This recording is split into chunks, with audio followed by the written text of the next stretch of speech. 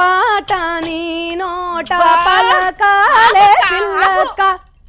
ఏయ్ ఏమనుకుంటున్నావు నా గురించి? నువ్వు ఆపమంటున్నావేంది? నేను అసలు నువ్వేమనుకుంటున్నావు నా గురించి? నువ్వెంత, నీ బతుకెంతనే, అసలు నీ ఇల్లు ఎంతనే? నేను షీకి పడేసిన తాటి పండంత కాదే నువ్వు. ఉఫ్ నువ్వుతే గాలికే కొట్టుకోపోతావే నువ్వు. అబ్బా ఇగో గిసొట్టి డైలాగులు వింటే సినిమాలలో వింటాం కదా, అప్పుడప్పుడు కొందరు లీడర్లు అన్నప్పుడు కూడా వింటాం. కానీ ఎప్పుడన్నా ఓ సామాన్యుడు హీరోలను మించిన డైలాగులు కొట్టంగా విన్నారా నువ్వులా? ఇగో ఈనుర్రి అన్నట్టు ఇవి ఉత్త డైలాగులు కావుల్లో ఒరిజినల్. తాడి చెట్టును దన్నేటోడు ఉంటే ఆయన తలకాయ దన్నేటోడు కూడా ఉంటాడు అంటారు కదా. ఇగో ఈడ బుడ్డ కోసి పెట్టుకున్న ఈ తాత కూడా బరాబర్ గసంటోడే. ఎదురుగా తెల్ల బట్టలు వేసుకొని నిల్చున్న ఈ మనిషి హైదరాబాద్ అయత్ నగర్ కు కార్పొరేటర్ గా గెలిచిండు. పేరు సామ తిరుమల రెడ్డి. అధికార పార్టీకి వెళ్లి లీడర్ గుండుడే పెద్ద ముచ్చట అంటే ఇక పదవిలుంటే ఆగుతుందా పానం? నా పవర్ ఏందో చూపెడతానని బాతుల చెరువు వాళ్ళకు పోయిండు. లెక్కకైతే అన్న కన్ను పెట్టినా కాలు పెట్టినా గానీ ఎదురు తిరిగేటోడే లేడట ఆ ఏరియాల. గదే హుషారుతోని ఈ గచ్చి రాజారాం తాతతోని పంచాదికి దిగిండు. అన్న డాగులేస్తుంటే ముసలోడు గోసి తడుపుకుంటాడు అనుకున్నాడు, కానీ ఏమైందో చూడుండ్రి.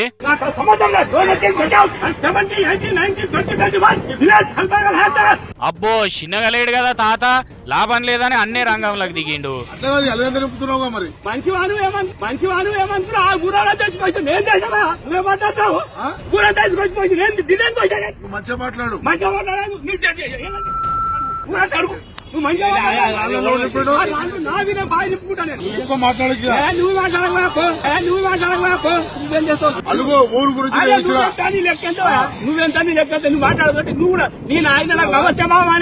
ఓర్ నాయనో, కార్పొరేటర్ సాబు నాయననే ఈ తాతను నమస్తే మామా అనేదట. అసొంటిది నిన్ను లెక్క చేస్తానా అంటున్నాడు.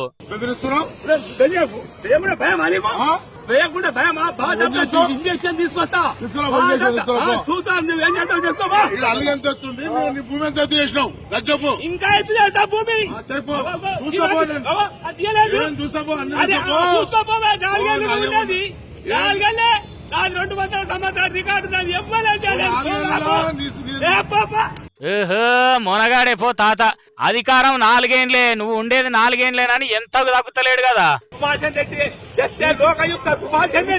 అబ్బా కార్పొరేటర్ ఇజ్జత్ తీసి గజ్జలు గట్టి ఎగిరిచిపోతున్నాడు కదా తాత. ఈడి కూకోక ఇంకో మాట అన్నాడు కార్పొరేటర్ తిరుపతి రెడ్డి సారు.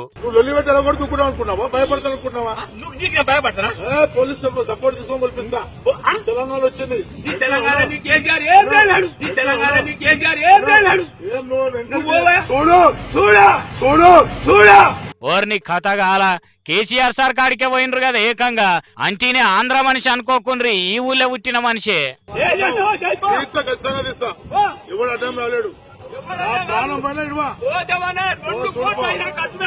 బెదిరించేదేం లేదు.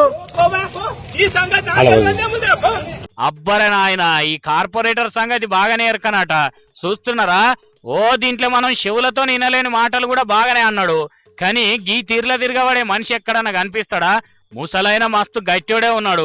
అయ్యా భూముల లెక్కలు చూసి ఆఫీసర్లు జర మీరై పంచాయత్ దింపుండ్రి, లేకపోతే ఈయననేమో పానం పోయినా పర్వాలేదు అంటున్నాడు, ఆయననేమో 2 కోట్లైనా ఖర్చు పెడతాను అంటున్నాడు. ఇది ఇంకో తీరు పంతాలకు పోకముందే జర బీరేకులయ్యండ్రి సార్లో.